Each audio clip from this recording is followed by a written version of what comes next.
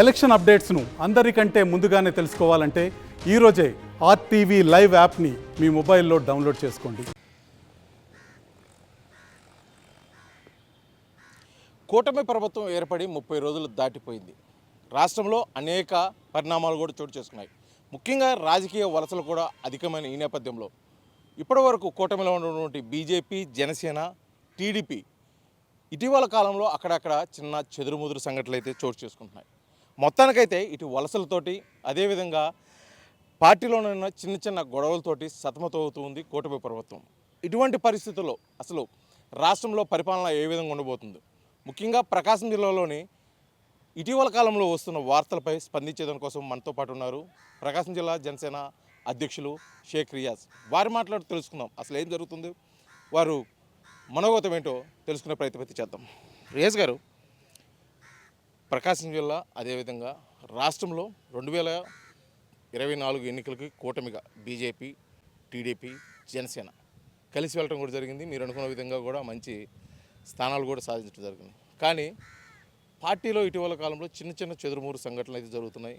అంతర్గతంగా కుమ్ములాట కూడా జరుగుతుంది, ఆధిపత్య పోరు కూడా జరుగుతున్న పరిస్థితుల్లో ఈ సమస్యను ఏ విధంగా పరిష్కరించవచ్చు? అంటే ప్రతి రాజకీయ పార్టీలో కూడా ఇటువంటి సర్వసాధారణం. ఎందుకంటే ఒక రాజకీయ పార్టీ అంటేనే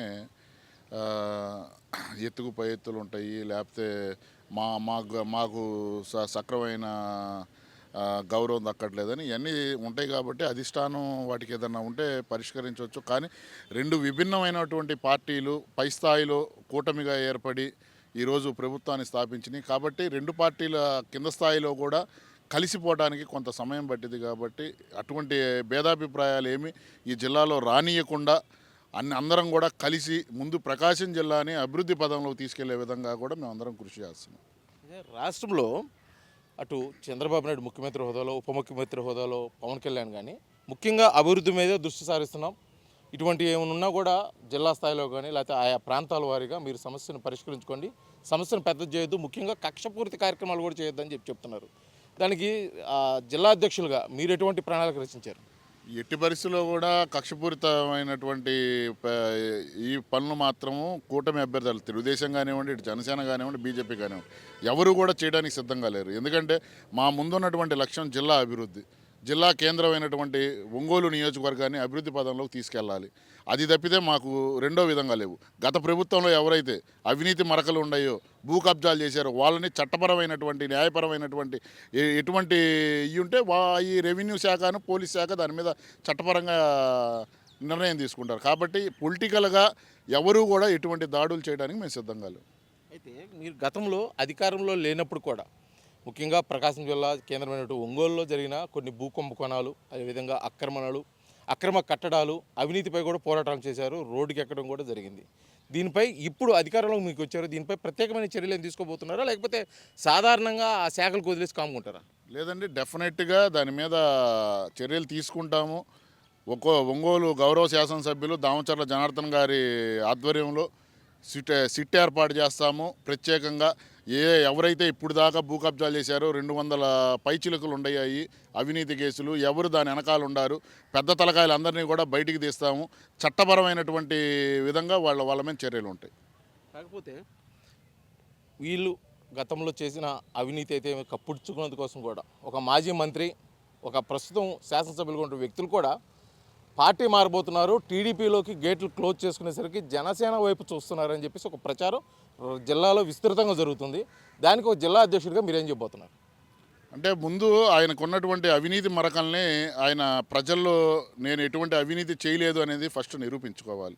ఒక జనసేన పార్టీలోకి ఎవరైనా రావచ్చు, దానికి అభ్యంతరం లేదు. కానీ ఒక అవినీతి మరకలు ఉన్నటువంటి నాయకుడు జనసేన పార్టీలో రావడానికి ఆయన ఇష్టపడొచ్చాము, కానీ పార్టీ తీసుకోవడానికి మేమైతే ఇష్టపడలేదు. ఎందుకంటే మా నాయకుడు ఎవరిని తీసుకున్నా సరే ఈరోజు అవినీతి మచ్చలేనటువంటి నాయకుడు. ఆయన తీసుకున్నటువంటి శాఖల్లో కూడా ఆయన నిర్మించుకున్నటువంటి పిఎస్ల దగ్గర నుంచి అందరినీ కూడా, ఓఎస్డీల దగ్గర నుంచి అందరినీ కూడా ఎటువంటి అవినీతి మచ్చలు లేనటువంటి అధికారులను తెచ్చుకొని ఈరోజు పెట్టుకున్నారు. కాబట్టి పార్టీ కూడా చాలా అవినీతి మరకలు లేనటువంటి ఉన్నతమైనటువంటి వ్యక్తులనే ఈరోజు పార్టీ తీస్తుంది.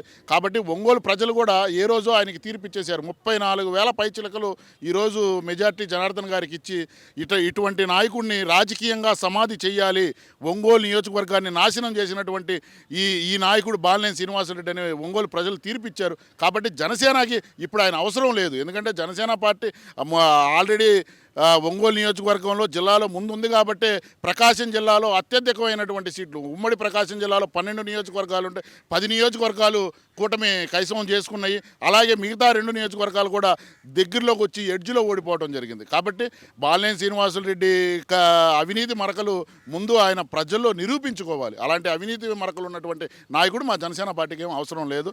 ఆయన ప్రజల్ని మభ్యపెట్టడానికి ఆ పార్టీలో ఉన్నటువంటి కొంతమంది నాయకులకి నేను జనసేనలోకి వెళ్తాను, నేను మీకు అండగా నిలబడతాను, మీ అవినీతి మరకలన్నీ నేను కాపాడుతానని వాళ్ళకి చెప్పుకున్నాడేమో కానీ ఇక్కడ జనసేన పార్టీలో తీసుకోవడానికి ఎవడూ ఏం సిద్ధంగా లేదు. అంటే మీ వర్షన్ అయితే జిల్లా అధ్యక్షుడిగా చెప్తున్నారు, కానీ ఇప్పుడు టీడీపీ కూటమిలో ఒక పెద్ద తలకాయగా ఉన్నటువంటి వ్యక్తి తెలియకుండా వెనక నుంచి సపోర్ట్ చేస్తున్నాడు. అతని సపోర్ట్ ద్వారానే త్వరలో పార్టీ మారబోతున్నారు, అది జనసేన అని అయితే ఒక ప్రచారం నడుస్తుంది. ఒకవేళ అలా జరిగితే మీరు ఏ విధంగా దాన్ని తీసుకుంటారు? 100% నేను ఇందాకే చెప్పా, పార్టీలో ఎవరైనా రావచ్చు, ఎవరైనా పోవచ్చు. ఎందుకంటే పార్టీ ఎదగాలి. కానీ ఇలాంటి అవినీతి మరకలు ఉన్నటువంటి వ్యక్తి పార్టీలోకి వస్తానంటే మేము కూడా సంసిద్ధంగా ఉన్నాం. ఎందుకంటే ముందు ఆయన మీద పోరాడాం మేము. వాళ్ళ పుత్రరత్నం ఎవరైతే ఉండారో స్వాతిముత్యం అని ఒంగోలు నియోజకవర్గం మొత్తం చెబుతారు. అతని రాజకీయ భవిష్యత్తు కోసం పార్టీని నాశనం చేసుకోవడానికి, ఒంగోలు అభివృద్ధి నాశనం చేసుకోవడానికి మేమైతే సిద్ధంగా లేం. అయితే అధికారంలోకి వచ్చిన జనసేన ఇప్పుడు పార్టీ బలోపేతానికి తీవ్రంగా కృషి చేస్తుంది. అధికారంలోకి వచ్చిన ఒక నెల రోజుల లోపలే ఇప్పుడు సభ్యత్వం కూడా ప్రారంభించింది. ఈసారి సభ్యత్వం భారీ స్థాయిలో ఉండబోతుంది. రానున్న ఎన్నికలు దృష్టిలో పెట్టుకుని ఇప్పటి నుంచే ఒక ప్రణాళిక పరంగా జనసేన వెళ్తుందని చెప్పేసి కూడా ఒకటి నడుస్తుంది. దానిపై మీరు జిల్లా అధ్యక్షుడిగా మీరేమంటారు? 100% అండి. పవన్ కళ్యాణ్ గారి నాయకత్వంలో ప్రతి ఒక్క కార్యకర్త కూడా ఎంతో ఉత్సాహంతో ఈ క్రియాశీల సభ్యత్వం కూడా ముందుకు చేయడానికి అందరూ కూడా ముందుకు వస్తున్నారు. ఈ నియోజకవర్గంలోనే కాకుండా ఉమ్మడి ప్రకాశం జిల్లాలో ప్రతి ఒక్క నియోజకవర్గంలో కూడా ఈసారి జనసేన పార్టీ నుంచి సభ్యత్వం తీసుకోవడానికి లక్షలాది మంది ముందుకు వస్తున్నారు. రేపు 11 రోజులు ఇచ్చారు. ఈ నెల 18వ తేదీ నుంచి 28వ తేదీ దాకా ఈ క్రియాశీల సభ్యత్వం జరుగుతుంది. దాంట్లో ప్రకాశం జిల్లాలో అత్యధికమైనటువంటి యువత కానివ్వండి, లేకపోతే దానికి సంబంధించిన వ్యాపారస్తులు కానివ్వండి, అందరూ కూడా ఎక్కువ శాతం జనసేన పార్టీ తరఫున ఆకర్షితులు అవుతున్నారు. క్రియాశీల సభ్యత్వం కూడా ఎక్కువ శాతం ఈ జిల్లాలోనే జరిగిద్దని మేము ఆశాభావం వ్యక్తం చేస్తున్నాం. చివరిగా ఒక ప్రశ్న, జనసేన పార్టీ స్థాపించిన దగ్గర నుంచి పార్టీని అంటిపెట్టుకున్నటువంటి షేక్ రియాజ్కి ఇప్పుడున్న ప్రభుత్వంలో ఒక సముచిత స్థానం ఉంటే బాగుంటుందని భావించే జన సైనికులకి తీపి కబురు ఏమన్నా పార్టీ అధిష్టానం నుంచి చెప్పబోతుందా? అది మీకు సంబంధించి మీ దగ్గరికి ఏమైనా వచ్చిందా దానికి సంబంధించి? అంటే పార్టీ అధ్యక్షులు పవన్ కళ్యాణ్ గారు ఏ బాధ్యత ఇచ్చినా దానికి చేయడానికి నేను ఎప్పుడు సిద్ధమే. ఎప్పుడు ఆయనకి విధేయుడిగానే ఉంటాను, పార్టీకి విధేయతగానే ఉంటాను తప్పితే పదవుల కోసమో లేకపోతే ఇంకోటి కోసమో పాకులాడేటటువంటి వ్యక్తిని అయితే నేను కాదు. పవన్ కళ్యాణ్ గారు సరైన టైంలో సరైన నిర్ణయం తీసుకొని ఏ బాధ్యత ఇచ్చినా నేను తీసుకోవడానికి సిద్ధంగా ఉన్నాను. ఇప్పుడు అధికారంలోకి వచ్చిన కూటమి కొంతగా ఆశగా ఎదురు చూస్తున్నటువంటి జన సైనికులు కొంతమంది నిరుత్సాహంలో ఉన్నారు, కొంతమంది ఆశగా ఎదురు చూస్తున్నారు, కొంతమంది అయితే వైరాగ్యంలోకి వెళ్ళిన పరిస్థితి ఏంటి అంటే కూటమిలోకి వచ్చాము మనకి సరైన స్థానం లేదు అని కొంతమంది నిరుత్సాహపడుతున్న వారికి జిల్లా అధ్యక్షుడిగా షేక్ రియాజ్ మీరేం చెప్పబోతున్నారు?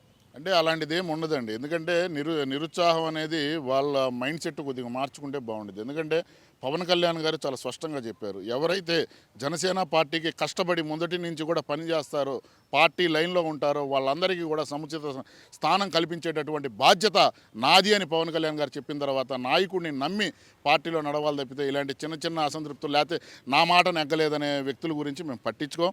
ప్రతి ఒక్క జన సైనికుడికి కూడా పవన్ కళ్యాణ్ గారు న్యాయం చేస్తారనేటటువంటి నమ్మకం మాకుంది.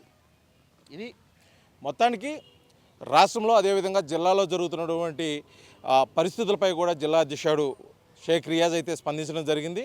పార్టీలోకి ఎవరిని పడితే మేము వారిని ఆహ్వానించము, పార్టీ దానికి సిద్ధంగా లేదు, ఇప్పుడు మేము అధికారంలో ఉన్నాము, కేవలం పార్టీ బలోపేతానికే మేము కృషి చేస్తాం తప్పితే అవినీతి పనులు అయితే మేము స్వాగతించము. అదేవిధంగా పార్టీలో ఉన్నటువంటి అంతర్గత కుమ్ములాటు త్వరలోనే సమసిపోతాయి కాబట్టి దానిపై ప్రత్యేక దృష్టి కూడా సారిస్తాము. అదేవిధంగా తానుకు వచ్చే పదవుల గురించి నేనైతే ఆలోచించట్లేదు, పవన్ కళ్యాణ్ అధినాయకుడు ఏదైతే ఆదేశిస్తాడో దాన్నే మేము తూచా తప్పకుండా పాటిస్తామని చెప్పేసి కూడా చెప్తున్న పరిస్థితి ఇక్కడ ఉంది. వీడియో జర్నలిస్ట్ లక్ష్మణ్తో శ్రీనివాస్, RTV, ఒంగోలు, ప్రకాశం జిల్లా.